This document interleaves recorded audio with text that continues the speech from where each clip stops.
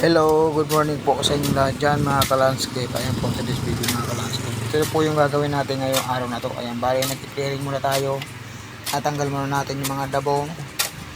Ito po yung mga ka-landscape, i-cultivate po natin yan. Kasi yan po yung tataniman po natin ng halaman. Ayan, sige po mga ka-landscape, kasi magtutuklap muna tayo ng mga damo. After po nyan, mag-cultivate po tayo para balambot po yung pagtataniman natin ng halaman. Ayan, ganyan lang po ang unang gawin mga ka-landscape. Tanggalin muna natin yung mga damo. After po nyan, i-cultivate po natin. Ganyan lang po ang diskarte mga ka-landscape. Ayan, sige po mga ka-landscape, kasi magtutuklap muna tayo ng mga damo.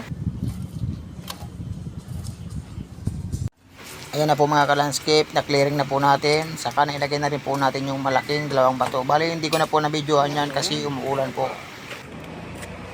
Ayan na po mga ka-landscape yung halaman natin na tantanim po natin. Ayan, bali, nag-clearing na po natin. Magtatanim na po tayo mga ka-landscape.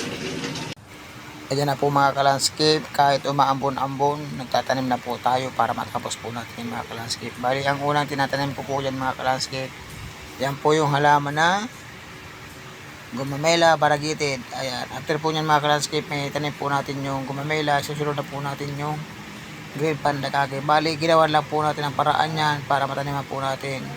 Ayan, bali yung mga halaman na yan mga ka-landscape, bagong propagate po yan.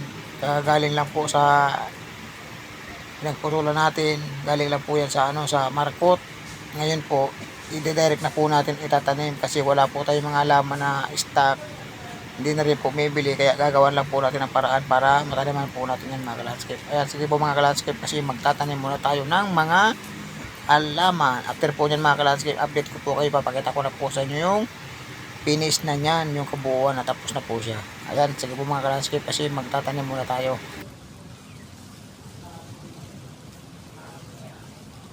Ayan na po mga ka-landscape, tapos na po tayo sa ating landscape. Ayan, napaka-simple lang po ng design niyan mga ka-landscape. Ayan, bali tapos na po tayo.